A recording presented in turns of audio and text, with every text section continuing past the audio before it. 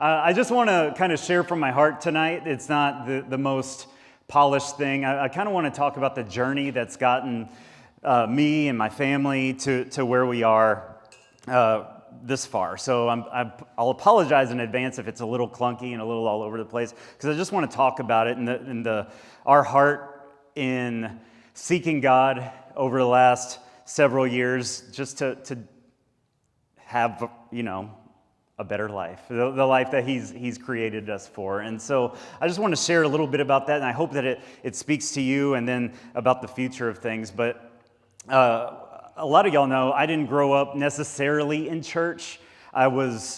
My dad would take us to church every now and then. Whenever my parents were divorced, so when we'd go see him, he'd drag us into church, and it was what it was. It wasn't anything spectacular. I don't remember anything that was ever taught. It was just something that you do. And that was my mindset going through life is, I always considered myself a Christian, but I just didn't know anything about having a personal relationship with God or any of that. I had no idea. It was just, you go to church, good people go to church, you feel better about yourself because you marked that box off for the week, even though nothing really changes in your life. It's just good people go to church. And that was kind of my mindset. And because I didn't have this personal relationship with God, I didn't know that He had a purpose for my life. I didn't know that I was made on purpose for a purpose.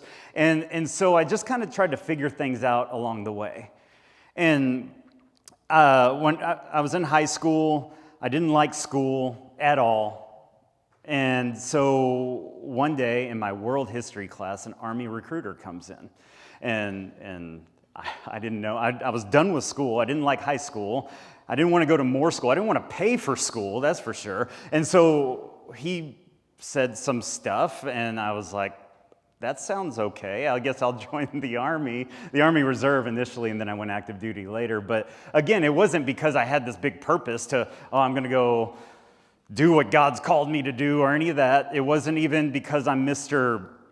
Freedom and a patriot and all that. It wasn't. It was just, I don't know what I'm going to do with my life, so I'm going to, that seems good. And what was cool about that is I got a lot of attaboys, a lot of pats on the back, a lot of, I always wanted to do that, but and then there was a story of why that person never joined the military, and I got that a lot. So I felt good about myself. I'm doing something that most people are unwilling to do or can't do for whatever reason. It made me feel good until I went there, and things there's a reality check involved there. So there was, I go from living this life where I'm tired of people telling me what to do to the military, and that doesn't make any sense at all. You don't get to choose what you wear, what you eat, how you talk. I mean, you go to basic training, and their goal is to just strip you of any identity whatsoever, tear you down, and then build you back up into the machine that stands before you today. No, they tear you down, and then they build you up in a way that suits the military. That's the whole point of basic training. And I remember a drill sergeant at the end of it where they're actually talking to you like a human again, like the last day, and because you would go to the chow hall and you'd have to, there's a lot to it, this whole process. It was the worst part of the day was going to get food. It's just everyone's yelling, people are crying, passing out because we're all crammed in this little area, and you have to eat really, really fast. And anyway, they have you got to put your feet up against the wall with the lunch lady. They had civilians working in there, and you just yell what you want at them, and it's just like, I don't know, hamburger ma'am, and then everyone's yelling their order, and you take one step, and I remember the drill sergeant says, do you think I care if your toes are touching the baseboard and you're yelling everything a certain way? He's like, I don't care, but it teaches you this discipline, and when you pay attention to these little things, it creates something in you. It pushes you toward what the military requires of you, even those little details. And so it was crazy, and I understood that, but then like I said, I was in the Army Reserve, and I go home, and I still didn't know what I wanted to be when I grew up. And I was like 19 years old, and I kind of felt good because I was in the Army, but the reserves is like once a month, and then you got to have a regular job in between, and I still didn't know. And so I worked at all these different places, just trying to be better and make some money. I worked at Dollar General. I worked at anywhere that I could make anything work whatsoever. And it got so bad that the apartment that I lived in, it was $250 a month, which is just impossible anymore. But I'm an old man now, and I talk like this. I remember when gas, I could just pull the change out of my little cup and get a couple gallons of gas. But anyway, so I went active duty, and it was like this whole thing. And I still didn't have an identity for myself. I didn't know what I wanted to do with my life. I didn't want to go active duty necessarily, but it was, what else am I going to do here?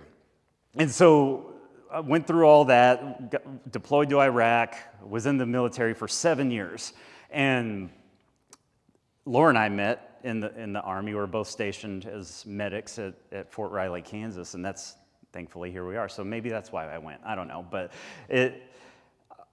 because I really didn't have an identity and I didn't know who I truly was and how God felt about me, I dealt with a lot of pain, a lot of issues, a lot of emotional problems, mental health problems, a lot of PTSD and depression and anxiety, and I dealt with a lot of things, a lot of anger problems, and I just didn't know who I was. And because of that, it just caused all these problems.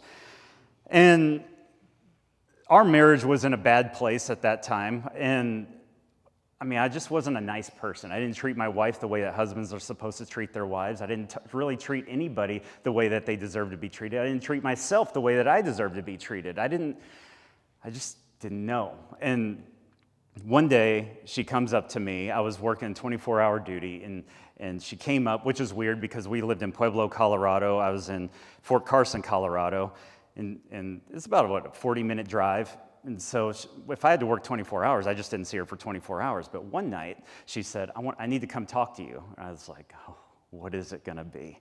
And she shows up, and she hands me a pregnancy test, a positive pregnancy test. And that was Grace, of course. And something in me, now I was thinking differently. Suddenly, it was like a flip of a switch that this life isn't just about me. And I can be angry, and I can be depressed, and I can feel all these terrible things if it's just about me. But now I'm bringing little humans into this world. This is different. And so that's when I started to seek answers. I started to I wasn't seeking God at that point, but I got to fix this. I got to fix what's going on the inside of me, because I don't know how I'll respond to a little baby crying in the middle of the night. I can't even go to Walmart without losing my mind, let alone sleepless nights with these babies. And so I didn't know what I would do. I didn't know, because I was just angry, very, very angry. And so I started seeking. I went to mental health on Fort Carson, which I think it's better now, but back then, way back then, it was like embarrassing to go and talk to someone about your mental health. It's not what you did. You were called a dirtbag. I mean, it wasn't just something that I felt. You were labeled as something if you went to go get help. It was, you're trying to get out of work, you're trying to get out of PT, whatever it is, you're just trying to get out of it. Just suck it up and deal with it. But now I have a baby on the way, and I don't care what anybody thinks, I'm going to get the help that I need. And so I went through the process. I went to counseling and anger management, and I joke about it kind of now that anger management didn't really help me, because we talk for an hour about everything that makes us angry, and I would be angrier than I arrive because we're just focusing on the problem. But now I'm not just angry about the things that make me angry. I'm hearing other people talk about what makes them angry, and I'm like, I never even thought of that. Yeah, now I'm angry about what you're angry about, and it's just this vicious cycle about anger. And so I talked to the counselor, and he said, well, let me take you out of this group before you do something crazy, and then I'll put you in a post-traumatic stress group. And then same thing, for an hour a week, we'd get together and talk about what made us all crazy. And so I was crazier. I was more paranoid. I was more sleepless nights, all that. It's just this vicious cycle over and over and over. And while all this is going on, I say, you know what, maybe we should give church a try. Not because I thought it was going to transform me, because good people go to church. We want to feel good about ourselves. We want our child to grow up in a good environment, so we'll check that box and just go. And we tried a couple in Pueblo, Colorado, and then we found this one, Rocky Mountain Family Church in Pueblo, Colorado. And that's when things started to click for me. That very first Sunday that we sat in that in that building. It was a small church. It's about this size. And the pastor got up, Pastor Mike Davis. He got up and he started talking about God in a way that I never considered before. Like he's a person, someone that's a friend and somebody that we can actually talk with. And if we have a problem, we're not alone with our struggles. He was talking about these things, and I never considered it before. And so I started to grow in that, and I started to open the Bible and get into that and grow in my understanding of who he is, and I started to involve God in my life, and it started to transform me from the inside out. And the anger started to lessen. It didn't go away immediately. I'm still working on it a little bit, but something started to change. I started to look at God differently, knowing that he's not behind my pain. He's not causing the bad things that happen. All these sayings that we throw around, like everything happens for a reason because God's in control. And it's like, that's what? You know, and now we're blaming God for all the bad things and rarely giving him credit for any of the good things. And I just started to see him differently. That there's a thief that comes to steal, kill, and destroy, but Jesus came to give us life and life more abundantly. And I saw that, and it's like, okay, so if it's good, I mean, this is like elementary, but if it's good, it's God. If it's bad, it's the thief. If it's a steal, kill, and destroy, it's not from God. And I started to get a little irritated, a little disgruntled about people who would blame their problems on God. And I remember sitting I'd sit right there where Michelle is, second row, right behind. Pastor Mike would sit there. I sat right behind him.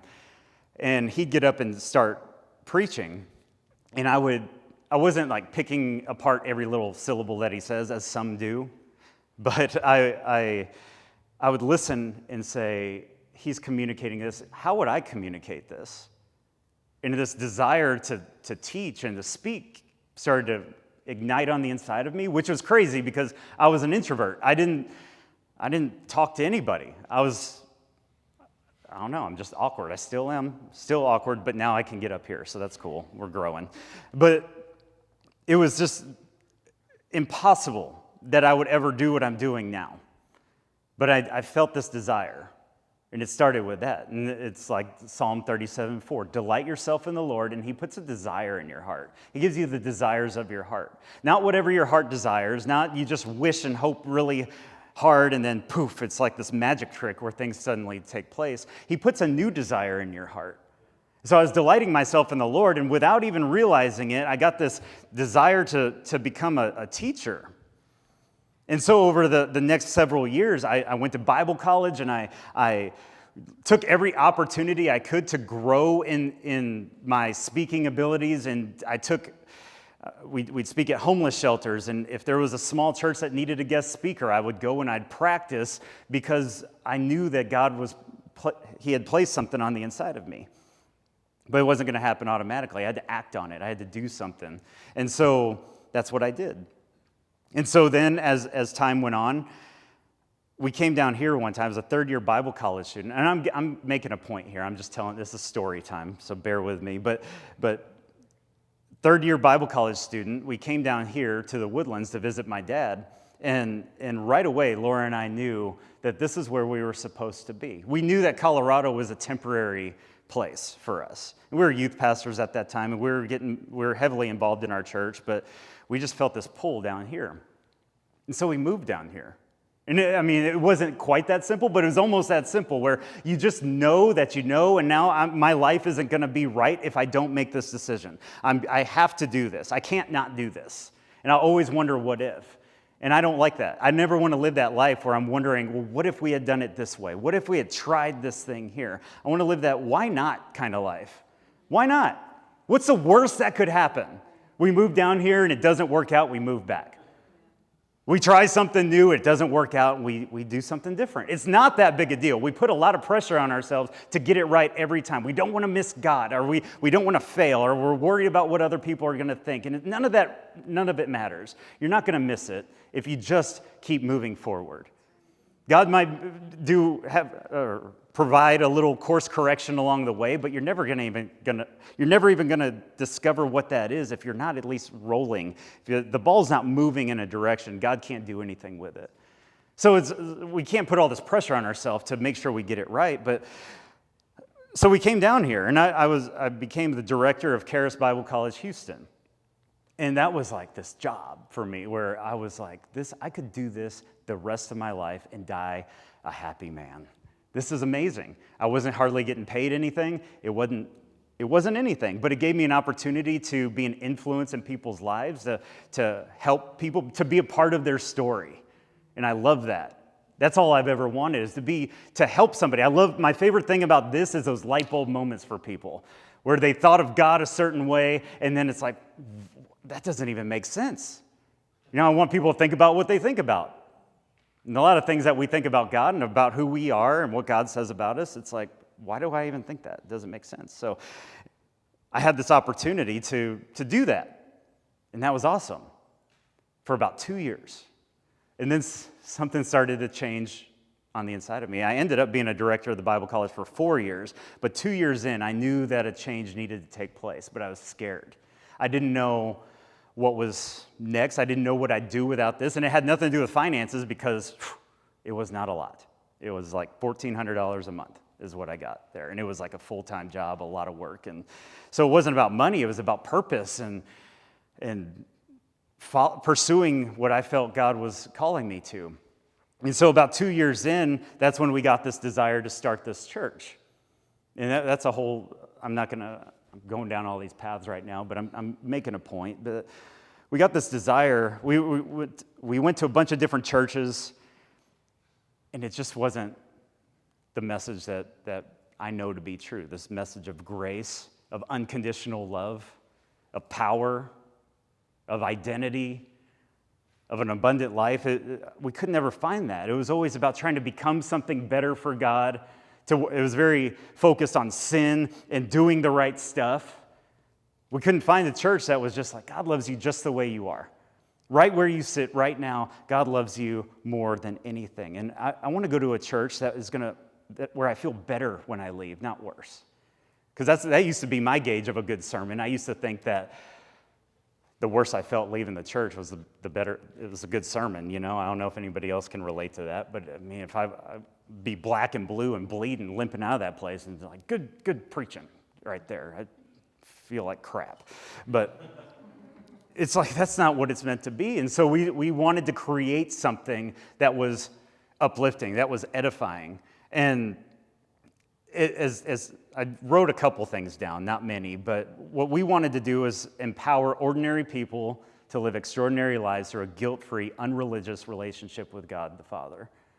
And I think that's what we've been able to accomplish for a long time. And I think that's the point of ministry. I think that's the point of church.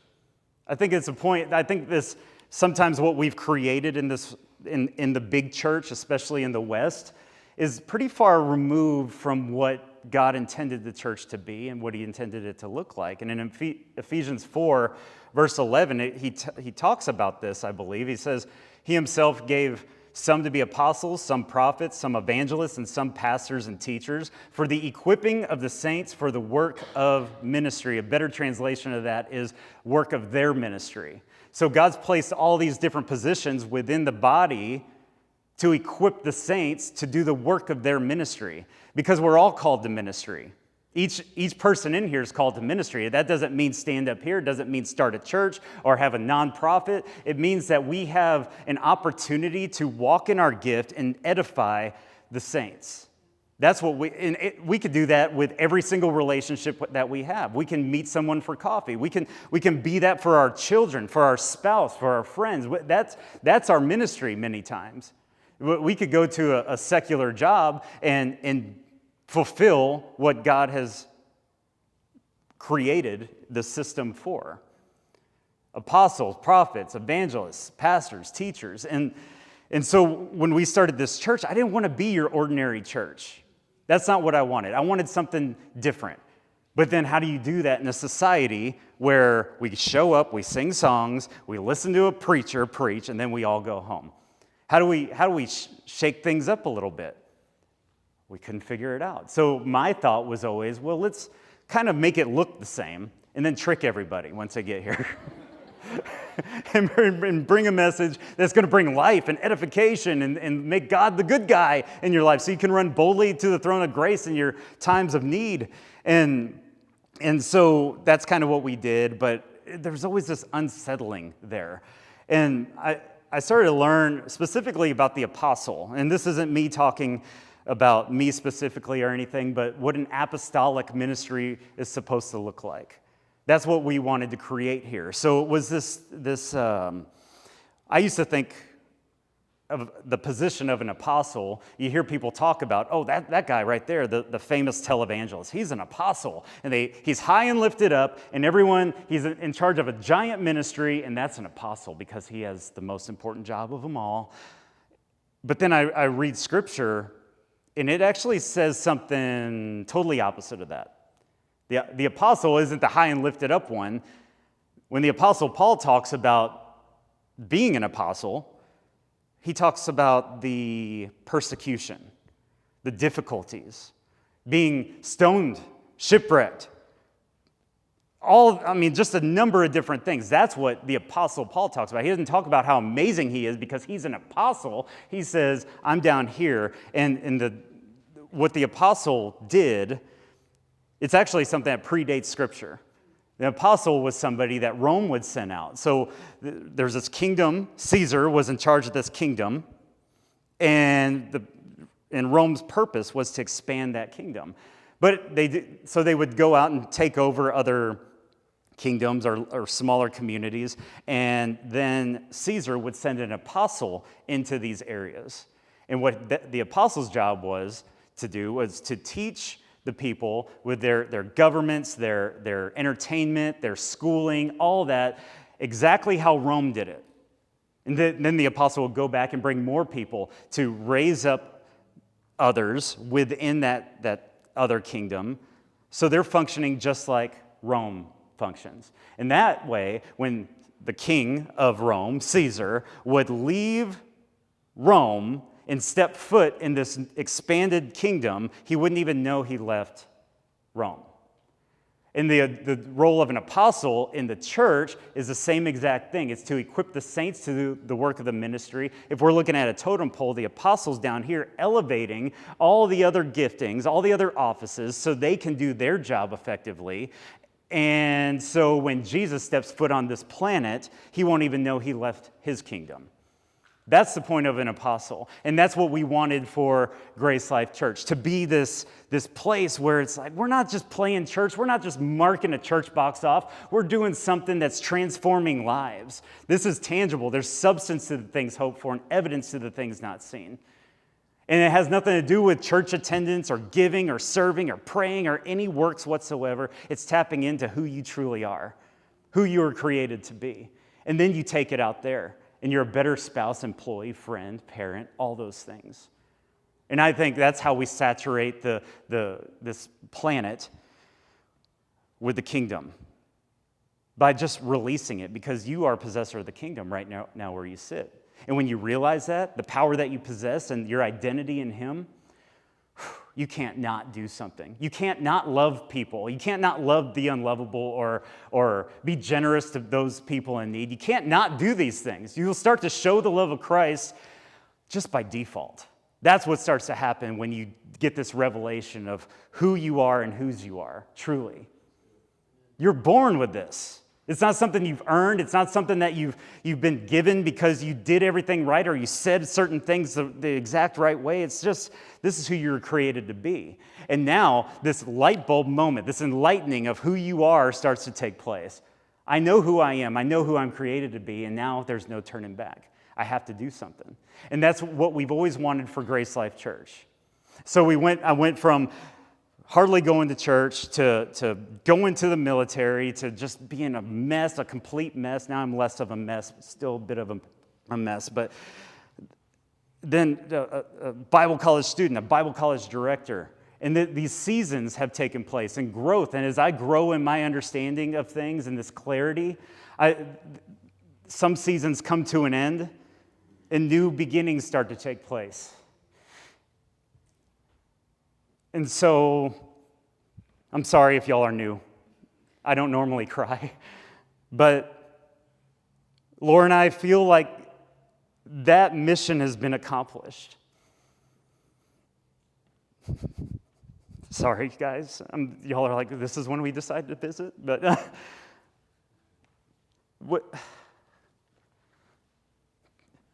we've been talking a lot that July 22nd will be our last service. And there's a lot of reasons why, but I feel like we've accomplished what we came to accomplish. I don't think the job's over. I think that everybody that's ever been a part of this church is going to take it with them and do what I just read in Ephesians 4. But this is not an easy decision, but we feel like it's the right one. In the message that I bring is abundant life. Renew your mind and step into something. And if we're honest, if Laura and I are honest with ourselves, do we feel like we're walking the abundant life that we were created for? And we don't anymore. So we don't feel like this was a mistake or a missed opportunity or any of that stuff. We just feel like seasons have changed just like they've changed all the way to this point. And I've always thought of Grace Life Church as a stepping stone. I kind of thought it would be different. I thought things would work out a little differently than they have. But the reality is, everything that we do is just preparing us for the next step. And so we're not stopping tonight. We have 4 more weeks. And y'all don't owe anything to anybody. You don't owe anything to me. But I would love it if we make the most of the next 4 weeks and we continue to grow together. We continue to worship together. And we just soak it in. It's not always easy. When you feel like it's the right thing, it doesn't mean it's going to be easy all the time. But we know in our heart that this is the right move. And so I'm sorry for letting anybody down, but we just feel like this is the right move. I don't know what's next. I feel like I do have something to offer the world, and I don't know what that looks like yet. So I'll probably Uber or something for a little while. I don't know, but this has been on our heart for a long time. I feel like, just like with the Bible college, I felt like I could do this the rest of my life and die a happy man. And then it got to 2 years into that Bible college, and it was the last 2 years, I felt like I was dragging this dead weight. And I wouldn't go that far with the church. This is my baby. This is something that I really felt strongly about. But about 5 years in, it was just like this shift. And we tried everything we could to make it work, and it's just not working, you know? But we have peace about it. That's not the only reason we're doing it, because I've done it. This isn't an emotional decision. This is something that when we talked about it, there was sleepless nights, there was a lot. But at the end of the day, we know it's the right decision for us. And again, I apologize for it, but I hope that everybody here will join us for the last 4 weeks and just soak it in and make the best of it. But I understand if nobody's here next week. I understand. But it'll be a highlight reel for the next 4 weeks. I'm going to give everything I have, and we'll do that. But I'll be around after church tonight, and if anybody has questions about anything, and again, I'm sorry for anybody that's visiting, but it's like awkward as all get out. But at the end of the day, like if this is it for some of you, I just want you to know that you have a gift on the inside of you, something to offer the world, and when you act on it, it might change over time. And that doesn't mean the gift is dead. It doesn't mean that the purpose or everything that you did was all for naught. That's not what that means. It just means sometimes we have to make tough decisions. I say that all the time to y'all. Sometimes if you're going down a certain path and you realize this isn't it anymore, you have to be willing to take a step over. I said it last week. And just take a step over and try this avenue and this one and just keep moving forward. Just because it's not Grace Life Church doesn't mean it's not something else. And so that's what I'm going to do. And I believe that's what each person here. And I want you to get involved in a really great place, a really great church. Maybe we'll see you there, but I don't know. So I'm sorry that this is kind of a weird message. I didn't know. I honestly, when I got up here, I put down Ephesians 4. That's all I had. I didn't know what I was going to say. Everyone was like, "What are you preaching about?" And it's like, I don't know. And it's usually a joke. I literally stood on this stage and just started talking to y'all tonight. But y'all are so amazing, and I'm so thankful to be a part of your story. I really am. And I hope you remember us we'll share more over the coming weeks, but if some of y'all aren't here, I just wanted to say that we're very, very thankful for the opportunity to let me speak into your life, to let our amazing worship team just like lead you in those intimate times of worship. And it's just been really, really amazing, and I'm thankful. I really, really am. But I don't have a good way to stop, so I'm just going to stop, and y'all are amazing. So we'll call it a night. How about that? Come back next week. Don't invite anyone this time, though. So, all right.